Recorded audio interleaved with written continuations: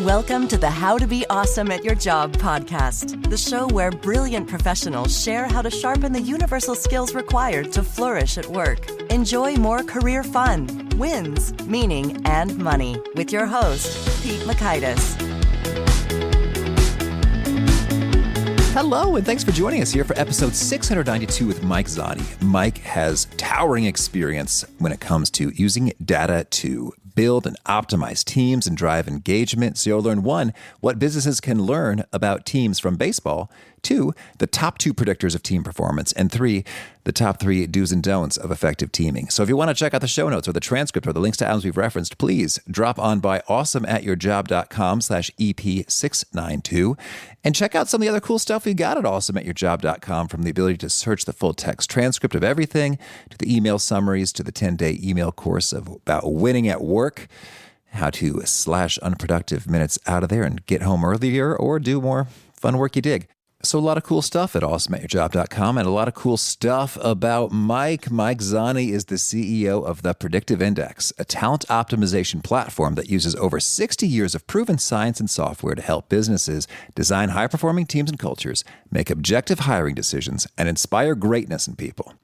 Its over 8,000 clients include Bain Capital, Blue Cross Blue Shield, DoorDash, Nissan, Omni Hotels, and more. Zani is the co-founder and partner at Phoenix Strategy Investments, a private investment fund. He's an avid sailor and was, in fact, the coach of the 1996 U.S. Olympic sailing team. He's got a bachelor's from Brown and an MBA from Harvard. Big thanks to Mike for sharing his wisdom with us. And big thanks to our sponsors. Check them out. And big thanks to our sponsor, Acorns. Acorns makes it easy to start automatically saving and investing for your future. You don't need a lot of money or expertise to invest with Acorns. In fact, you can get started with just your spare change. Acorns recommends an expert-built portfolio that fits you and your money goals, then automatically invests your money for you. NerdWallet.com, whom I love on these sorts of matters, gives Acorns a whopping 4.7 stars and says, quote, "If you want to make the most of your spare change, there's no better place to do that than Acorns. Head to acorns.com/awesome or download the Acorns app to start saving and investing for your future today." And we got a legal disclaimer here. It may not be representative of all clients. Tier 1 compensation provided. Compensation provides an incentive to positively promote Acorns. View important disclosures at acorns.com/awesome. Investing involves risk, including the loss of principal. Please consider your objectives, risk tolerance, and Acorns' fees before investing. Acorns Advisors LLC, Acorns, is an SEC-registered investment advisor. Brokerage services are provided to clients of Acorns by Acorns Securities LLC, member FINRA/SIPC. For more information, visit acorns.com. One sponsor to check out is Harvard Business Review. This brilliant magazine, published at hbr.org, is the leading destination for smart management thinking. Fun fact, HBR has been mentioned in 108 episodes of the show.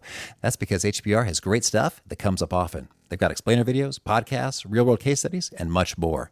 I think of HBR each night that I put on my special orange glasses. Their article, "Will Blue Light Glasses Improve Your Sleep?" revealed that those who wore them reported better sleep and a 7% improvement in work performance as compared to those who wore the sham glasses. So I cite HBR anytime anyone tells me that I look silly wearing them. Now, much of HBR's content is available for free when you sign up at their site. Subscriptions that get you unlimited content cost $10 a month. If you visit hbr.org/subscriptions and enter the promo code AWESOME, you can save 10% off of that subscription. Again, to save 10% off of your HBR subscription, go to www.hbr.org/subscriptions and enter the promo code AWESOME.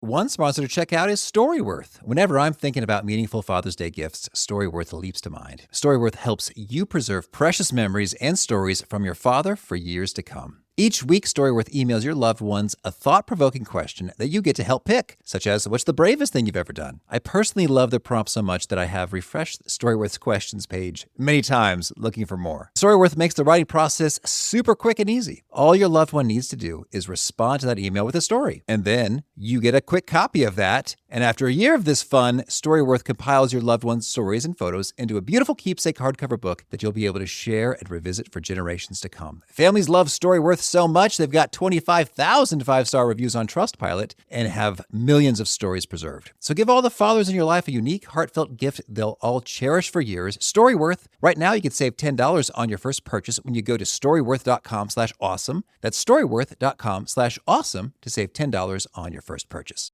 Now, here's Mike. Mike, welcome to How to Be Awesome at Your Job. It's great to be here. I think that's an important task. Got to be awesome at your job. Well, I think so too, and you've really done some homework on how that happens, and I'm excited to dig into that wisdom with the Predictive Index in your book, The Science of Dream Teams. But first, let's hear about you coaching the 1996 U.S. Olympic sailing team. How'd that go?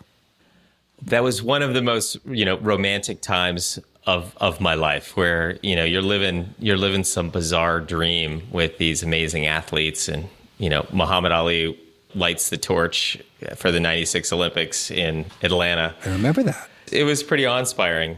And you get to work with these amazing talents, coaching these athletes. But I think it was back then when I started down a people path, trying to figure out how to modify myself to get the most out of your athletes, because everyone sort of learns differently and, have different styles. And it was, when to use analogies. They work great for some people, when to be super literal with others, who can handle negative feedback, immediately. Some people can't, and how to weave come in where it's not quite as negative. It sounds more like growth feedback. But it was that journey with those athletes that I think started me on this path. And I did not know it at the time. That's cool. That's cool. Not that it's all about the gold, but I don't actually recall how the 1996 U.S. Olympic sailing team did. How did we do? We had 2 medals out of 10 events. It was actually pretty disappointing, unfortunately. Medals are cool, but 2 is not as many as you were hoping for. It wasn't. And my star athletes of Christina Ferrar and Louise Van Voris were in medal contention for 9 of the 10 days and finished in 4th, which is a very tough place to finish at the Olympics. Oh, 4th, yeah. I hear you. Well, how'd you cope with that? I think it's different for the athletes. It definitely impacts them in different ways. But I saw a lot of athletes who fell short of their goals, and they never really sailed competitively again. They were doing it for this thing to do something as unbelievable as the Olympics. They maybe weren't doing it for the love of sailing, and that's probably important, to have a love for what you do so that you keep doing it. You see those long distance runners who, they may not run competitive marathons anymore, but they still run 50 miles, 100 miles a week because that's what they do. Gotcha. That's cool. That's cool. Well, let's dig into the Predictive Index. First of all, that's just a great name. I like predictions. I like index. And the name itself has a promise within it. What's your organization all about? The Predictive Index helps companies sort of optimize their talent. We do it with a series of algorithms through assessments, which feed the data model and the software, which gives companies the information they need, pre and post hire, ideally in their time of need. And we have about 700 certified partners who work with our clients to take that data from the software and from all of the algorithms and the assessments, and help bring it to life within organizations. And the way I like to say is every CEO's got a strategy, some good, some bad. Most have a 1 to 5 year financial plan to support that strategy, but tragically few of them have a talent strategy. And strategies do not execute themselves. It's the people who execute them. And it's really surprising. Most people have just boxes in Excel saying, hey, I'm hiring 5 people in Q1, and there's nothing about what type of people they need and what are the gaps and how are they going to fit on this team and how do they change the culture and are they high performers? And what about the ones who are there? How is it going to impact the ones that are already there? And that's what talent optimization does. Mm-hmm. And so what is the impact of using your platform versus just kind of, I guess, winging it or doing what everybody else does? Yeah, I think our number one competitor is not some other company. It's people using the old way of doing things. Things like unstructured interviewing with resumes, which are among the greatest fiction in all of business. And, someone walks in and they have a neck tattoo and you just can't get used to that or comfortable with that, so you don't hire them. And you hire people who sort of think the way you think, you promote people who think the way you think because you have more comfortable interactions with them as opposed to maybe creating more diverse teams. So I think, when people aren't doing this Some people get it right more often than not, but that's not very scalable. There are those gifted talent people who've really invested in their own tools and frameworks. But this is really trying to make sure that you can bring it to every company, sort of a systems approach to how do you hire right? How do you build world-class teams? How do you make sure that the interactions between people are really optimized? How do you make sure you have a engaged and high-performing organization? And even with all the tools, because people are messy, we still get it wrong 10, 15, 20% of the time. But it's better than the 2/3 of the time that most people get it wrong in doing it the old way. Well, those are some figures there in terms of, how do we measure, right versus wrong? And are those figures, fairly accurate in terms of, without this stuff, you probably expect to be right only 1/3 of the time versus 4/5 of the time you could be right. Yeah, it is hard to do that. And without really great performance analytics, it's hard to take it from the world of qualitative to quantitative. I think we can learn a lot from sport.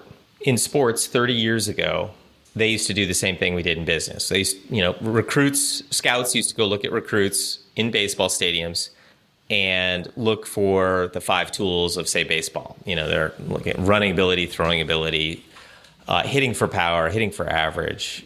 And they would look at these tools, and sometimes quantitative, most of the time it was qualitative, and they got it wrong all the time. 5 out of 100 players recruited made it to the major leagues. And then they adopted sabermetrics, using stats and analytics to predict, part of the name that you like, predictive index. How do you predict who's going to be a higher probability to get to the major leagues and contribute?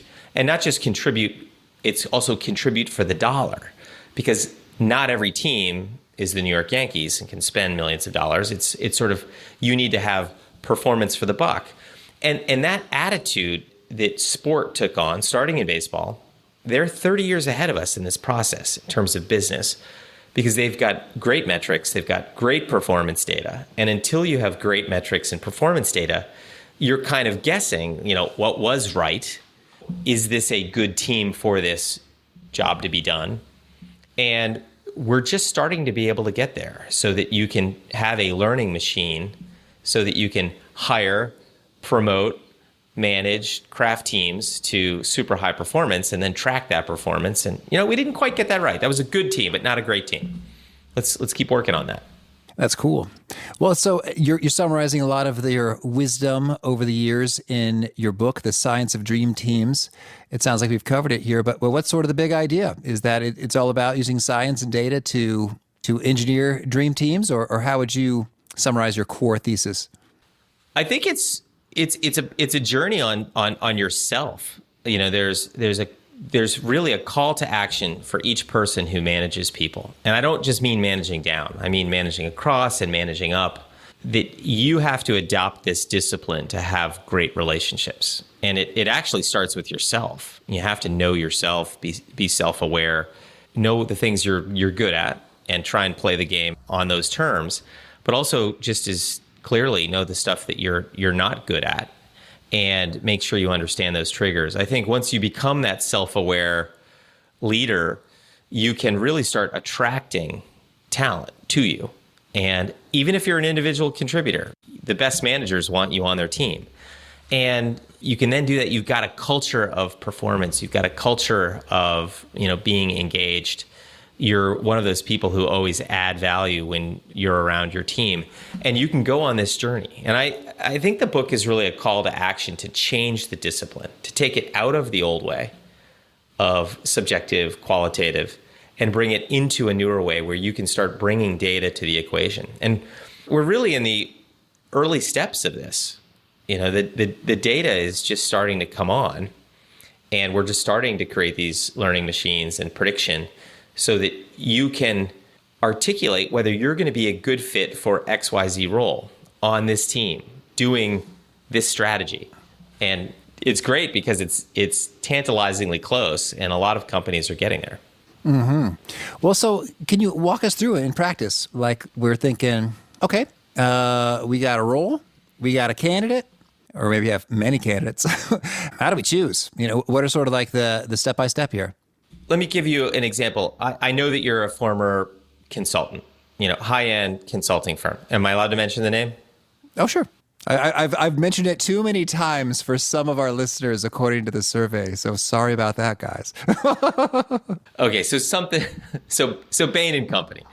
At Bain & Company, you are constantly reassembling teams into work groups based on an engagement. You might have one partner on the project, a couple of managers, half a dozen consultants and associates, and you're constantly reassembling these teams every few months, depending on the work.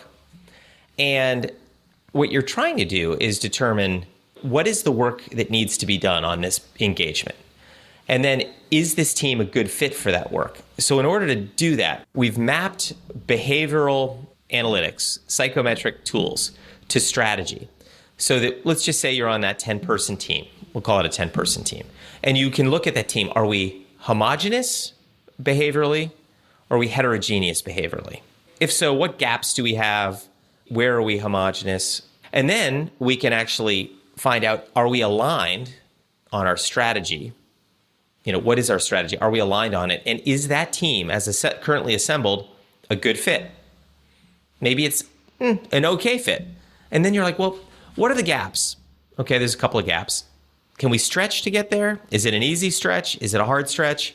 Can we augment this team with some other things? Can we actually change out a few players?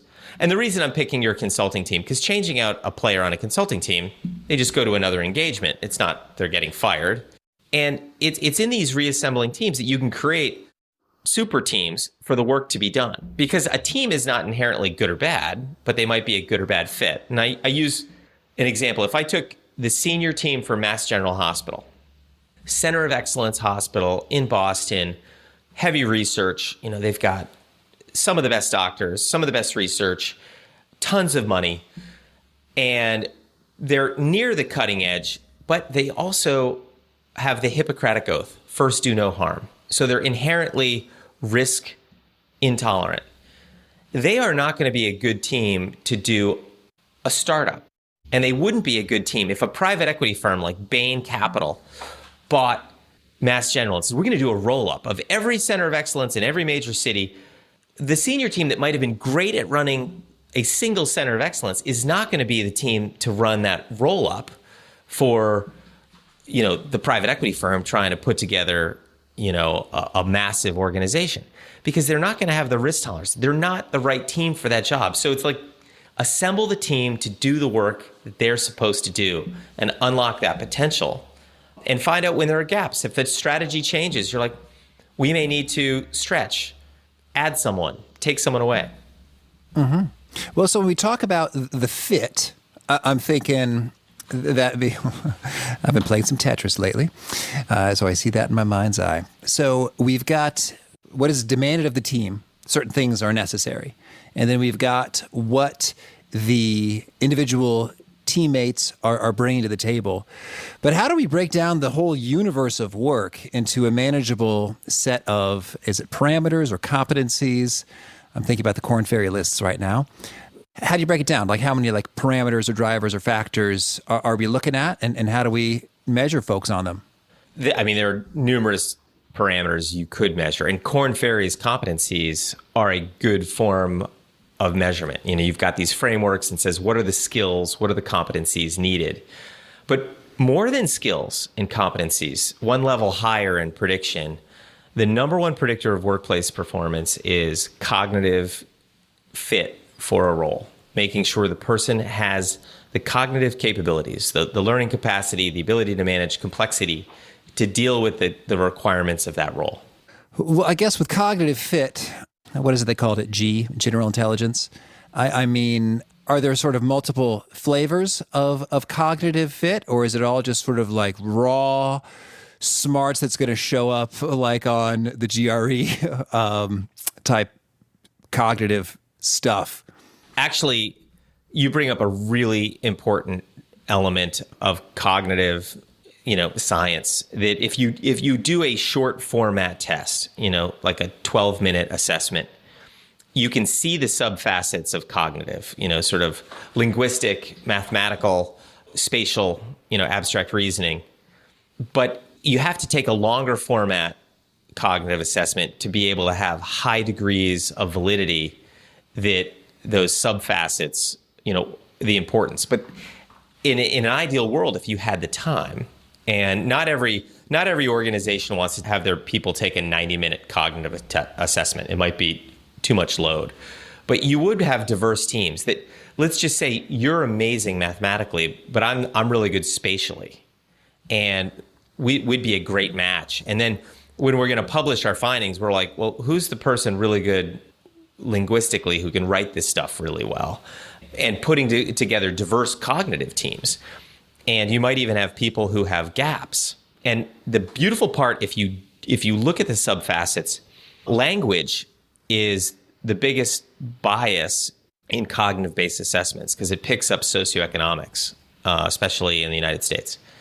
And it's a testament of our education systems. But lower socioeconomic categories do worse in cognitive, especially on the verbal part. And that picks up race and ethnicity in the US, which needs to be corrected for. So you cannot use cognitive as a single variable disqualifier for a role, or you will create bias on unfortunate planes like race and ethnicity. Mm-hmm. Okay. So we want to make sure they've got the cognitive stuff. It's like your brain can handle what's going to be thrown at it. And so we might get a quick view in 12 minutes versus 90 minutes. By the way, what are these tools we're using to assess it in 12 minutes and 90 minutes? There's thousands of cognitive assessments. Ours happens to be a short format that is used, whether you're a Subway sandwich artist or whether you're a PhD in biotech for, Moderna. And actually it's important because say you are a Subway franchisee, you're hiring temp workers, mostly high school and college kids for the summer, to be sandwich artists. And the cognitive requirements for that role are not massively high, but if you have a choice, you want the higher end of the range because you are teaching them how to bake bread, how to make sandwiches, rules and processes. Maybe it's procedures for like a pandemic where you have sanitation requirements, but you don't need the same cognitive requirements of the PhD running a biotech firm. That's legitimate. You need someone with cognitive requirements that are probably in the top decile. And you're building those teams. And this is no different than, hey, this person's fast. You're like, they're fast for a linebacker, but they're not fast for, a wide receiver.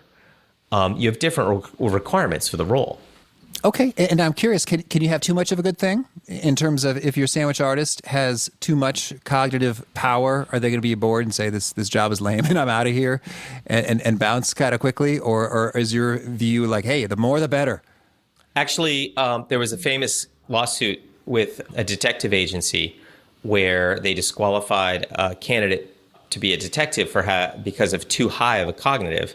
And it went to the state Supreme Court. And the police department was saying, hey, it takes like 3 years to make a good detective. There's a lot of learning. And the job is not as exciting as it is on TV. It's actually a pretty mundane, boring job, high repetition. And they're like, what we found is that the high cognitive people get frustrated at the pace and challenge of this job and move on. So we don't want to train you for 3 years for you to leave and not be a productive asset, if you will.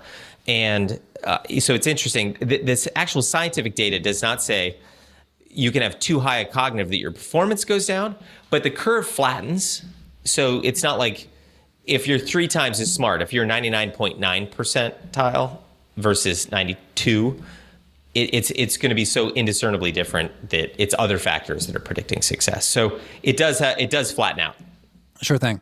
And so then I guess it's really down to personal preference. Well, first of all, what happened with the Illinois Supreme Court, or the state Supreme Court case? How do they rule? Oh, you're going to have to read it in the book. Okay. Okay. Oh. I'm kidding. No, the police department was exonerated. They had a process. They were looking at the data, and they said, in our estimation, people with this criteria will churn more, and we have a high cost of training. Okay, so that can happen, and so generally it seems like more is better. But if it's oodles and oodles more, you might have a different problem to contend with. in terms of churn rate as opposed to performance. So that's the number one predictor is the cognitive fit. Do they got the mental horsepower to get her done? And you're about to tell us number two, but then we went deep. I think it's behavioral fit. And some jobs have very tight criteria. You think of sales. The sales role, highly predictive, high dominance, low patience, great risk tolerance, is highly predictive of sales success. And what's interesting, there are subclasses of sales. You might have collaborative sales for big enterprises where one person is starting the sale process, but you're bringing in several other people to support it. Like there might be sales engineering, there might be a customer service team that comes in. And that person's going to need more collaboration and more people skills to do that quarterbacking. There could be highly technical sales, which, if you're selling data security, cutting edge data security into the C-suite, CIO, and the tech teams and the really like brainiacs on the other side who are all introverted, you're going to want a very introverted, highly technical, high detail oriented, high formality sales process. So there's some facets. But then there are some roles like product that are completely open behaviorally. You can have, success in product development with almost any behavioral profile. But you want to look at not the fit for the role. You want to look at fit for the team. Because if you already have 8 people on this team and they maybe they're all one profile, you don't want more of that. You want some diversity. Or the manager of that team might be like, I've already got 2 of those. I can't handle a third. They're good, but they're a real handful with my personality, and I'm the manager of the team. So you start crafting and architecting. But the short story is some positions are really open from a behavioral benchmark, and some are much tighter. And we provide companies tools so that they can actually create those benchmarks, as well as we feed them from our data stores. We feed them suggestions. For roles like this, we suggest these behavioral profiles, but then we let them refine it for their companies. Mm-hmm. And just as we sort of segmented cognitive fit into the 4 subfacets, when you talk about a behavioral profile, what are the ingredients or subfacets that we could characterize people on as being high or low, and that really matter? I mean, each tool is different. Our tool measures 4 primary factors that are commonly found in the workplace. Dominance, extroversion, patience, and formality. And we measure it in high or low on a normalized bell curve. So there's someone who could be 4 standard deviations, high dominance. And while you might want high dominance, you may not want that much. And then we actually measure combinations of those factors. So high dominance and low formality make you very risk tolerant, whereas high formality and low dominance makes you highly execution oriented and risk intolerant. So it's not just the 4 factors that you measure, but the interplay between them that's really important. Well, boy, this is fascinating, and so a lot of juicy conceptual stuff to ponder. I'd love it if we could maybe shift gears a bit, Mike, and hear some just boom best practices. Whether someone's going to go deep into these fun assessments or they're not, what are the things that professionals need to start doing and stop doing to have more dream teams according to science? I think the number one thing that people need to stop doing is overweighting their own opinion. Human beings are so good at heuristics. So you can see a dog and within milliseconds know, is this the type of dog that I want to pet? Or is this the type of dog that I want to pull my hands back and I'm concerned, to even the point of, is this a dog that I should be running from? So we're good at that heuristics, and false negatives or false positives happen all the time. We're good at the heuristics, but our rates of being right and wrong are really bad, about 50%. But if you run from a dog you shouldn't have, then you just look silly, but you're still safe. So it's a good thing, and we've evolved it through evolution. But those same heuristics will say, is Pete giving me eye contact? I don't. He looks kind of shifty, and And that's a false read. Maybe when Pete's thinking, he's introverted and looks to the side. That doesn't mean it's good or bad. So people bring all of these conscious and unconscious bias to bear. And then, like driving, if you interview drivers, 90% of people think they're above average at driving, which is impossible. I think the same holds true. 90% of people think they're a good read of people. They're like, oh yeah, I'm a good read. I would not hire this person. This is not a good idea. And they're wrong. And they have these biases. And first and foremost, we need to get rid of that. And if you don't get rid of that, you're going to continue doing it in the third of the time, getting it right. I think the next thing people need to get rid of is the over-reliance on what we call the briefcase, which is the resume. There's the head, the heart, and the briefcase. And the briefcase is the book of experience you've had. And you're like, Pete, you've had 3 great jobs in customer service. You've had it at companies a lot like ours, and you've kept going up the line from individual contributor to manager to director. We want you to be the senior director of customer service at our firm.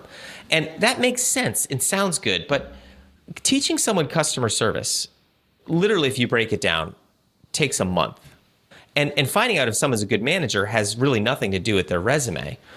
So you can throw out a lot of that resume because it's a false reliance. You're going, oh, this person must be great at customer service. And there are roles that you need a lot of experience. I want my surgeon to have done this surgery a few times before, but most of the roles in business are not mission critical like surgeon, and you can train this, and companies underinvest in their learning and development so that you can hire thinner resumes and train, but don't shortchange the behavior, the cognitive, and the passion, the heart, making sure they're a good fit for your organization and they have the type of cultural, qualitative stuff that will succeed in your organization, that gets them up in the morning. I'm intrigued by, so we talked about the cognitive and the behavioral, and so we got assessments for that. How do I get after whether they got the heart? It's difficult. Those tests are really hard to do predictably. I want to pick on grit. I think grit is an amazingly cool sort of metric to try and get your arms around. So Angela Duckworth wrote the book Grit. And, I got to ask Angela, how do you measure grit in mission critical situations? And she goes, it's very difficult because the test is easy to game. You ask questions like, when faced with a challenge, do you roll into the fetal position or do you Never. assault the hill? And you're like, I normally roll in the fetal position, but I don't want to tell you that. So I'm going to check the climb the mountain. Now, there are ways to test for grit. If you look at the Army and boot camp, you take these rookies through boot camp, and it's really hard to fake boot camp for whatever it is, 12 weeks. So at the end of boot camp, they know, they're like, this batch of people has a lot of grit, these middle, these not so much. But most people don't have 12 weeks and a boot camp to measure that factor.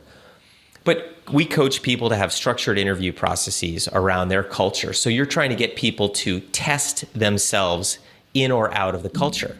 That if I realize that, say I'm running a nonprofit mission-driven organization, and in speaking with you, I'm realizing, Pete, you seem pretty financially motivated. Cash is king, Mike. I'm like, we do not pay top 50%. And I'm like, if you're not connected to this mission, you're not going to make it here because you're going to want to make money and have promotions beyond what social enterprise is willing to do at this time. So, you need to really send like a beacon, your culture, your cultural mores, your way of working, and get people to be like, I really want to be part of it, or that scares me. I don't want to be at all part of this. And people can start self-selecting in or out, but you really need to broadcast loudly and have some structured interviewing to help find out what's in heart. And it's still difficult. It's easier with internal hires than with fresh material from the outside world. Yeah. Well, that's handy. Well, lay it on us. Any other quick do's and don'ts that we should keep in mind for getting more dream teams going? Yeah, I really think you need to train your managers to be good managers. I think the management construct is a little flawed. So if you're a good performer, individual contributor, they start giving you resources.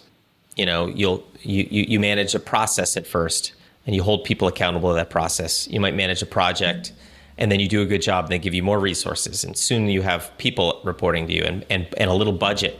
And then you wake up in the morning going, gosh, I got to manage my people. How do I do that? So you look back and you say, oh, I had a good manager once. I'm going to manage like them. And that just means that that manager managed you the way you wanted to be managed. And that's why you thought they were good. And we need to teach managers to modify themselves, to be flexible and pliable in their styles so they can actually get the most out of their people. And I go back all the way to the first comment about the Olympics, when even as a coach, even as a teacher, you need to modify yourself to get the most out of your people. And I think when a manager realizes their job is to leverage their skills to get the most out of their people, that is what managers should do. That we have to reinvest in the development of our management core so they really can be world-class managers of people so they can get the most out of their dream teams. All right. Cool. Well, Mike, tell me anything else you want to make sure to mention before we shift gears and hear about some of your favorite things. I would say if you are unhappy with how stuff is being done, talent is being managed in your organization, look at your organization and find out, does the head of talent, whatever they're called, chief people officer, chief human resources officer, are they reporting directly to the CEO or not?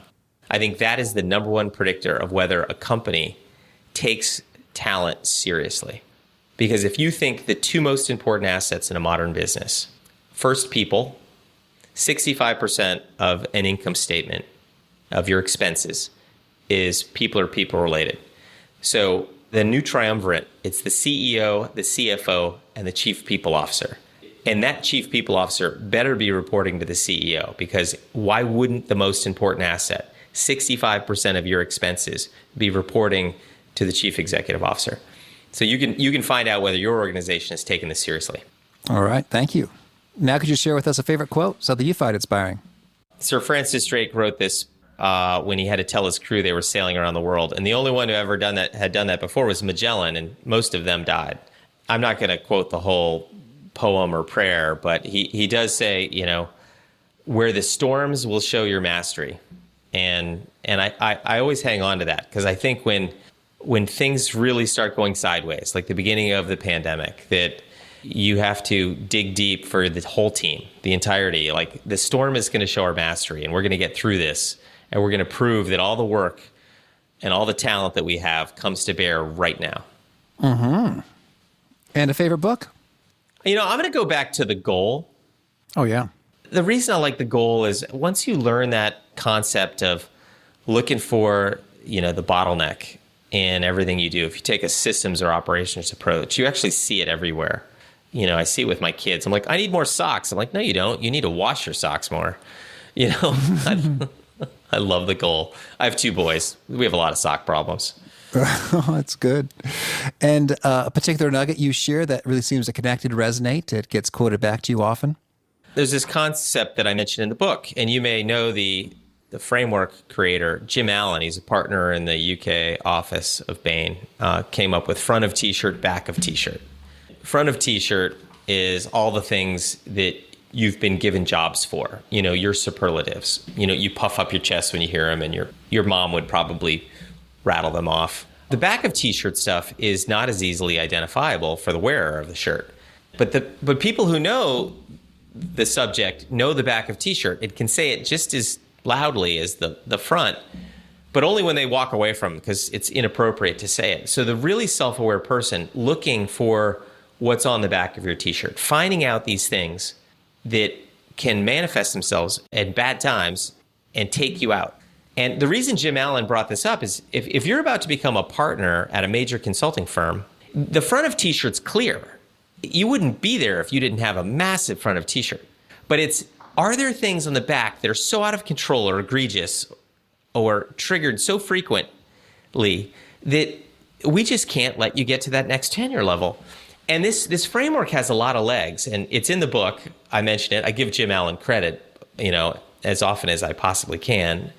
But a lot of people really glom onto that, because going on a journey to find out what's in your T-shirt, what's on the front, what's on the back, what are the triggers, how do they take me out, and how do I live with it? Because you're never going to get rid of these things. And if folks want to learn more or get in touch, where would you point them? For the book, I would point them to dreamteams.io. That's the book's website. And you can take some free assessments there and read a sample chapter. For more about the Predictive Index, predictiveindex.com. There's a lot of content on talent optimization, all free, that you can really start snacking on to start learning about this discipline change that we all need to go through. And do you have a final challenge or call to action for folks looking to be awesome at their jobs? Yeah, create better workplaces. I think if we send home our workers more energized because they enjoy what they do, we're going to create a better world. We're going to create better parents, spouses, homeschooling individuals, community members. So create better workplaces. We spend too much time working there to let people go home de-energized and unhappy. All right. Well, Mike, this has been a treat. Thank you. And I wish you much luck to be on many dream teams in your future. Pete, thank you for having me. And I really appreciate the work that you do. I really appreciated Mike's point about not over-indexing or over-appreciating, overvaluing your own opinion. And it's sort of funny because that's kind of human nature. It's like, no, this is my position, this is my point of view, and I'm just sort of naturally going to, I guess, argue for that. But really, I think as we've had other guests talk about intuition, like, yeah, that's valuable. There's stuff that is giving you some signals, maybe subconsciously from your experience, your gut. There is something to that it ought not to be devalued entirely. And yet we are also full of our biases and our experiences, which may not be representative of the thing that we are looking at. And to just know that frequently we make mistakes in decision-making frequently, especially with hiring, if we rely too much on our opinion and gut feel. So that's been helpful for me, is just to be able to hold my opinion all the more loosely in terms of, this is kind of how I'm feeling going into this, and my current vibe, noted, that is a piece of input I'm going to consider, but it is not like the dominant one that needs to reign supreme. So thanks for that reinforcement, Mike. Much appreciated. Again, the show notes, the transcript, the links to items we've referenced are over at awesomeatyourjob.com/EP692. Hope to catch you next time, and peace. Thanks for listening. To get the most out of the show, we recommend 2 key things. First, check out the extra resources at awesomeatyourjob.com. You can find this episode's transcript and links, as well as the perfect episode for your situation. You can search the full text transcripts of hundreds of episodes or explore episodes tagged by topic and competency covered. Second, subscribe to the podcast and get future episodes automatically. You can subscribe by telling Siri and several other smartphones and speakers, subscribe to the How to Be Awesome at Your Job podcast, or by tapping subscribe in your podcast player of choice. If you'd like some extra help figuring out podcasts and how subscriptions work, visit awesomeatyourjob.com/subscribe for guidance. Hope to catch you on the next episode of How to Be Awesome at Your Job.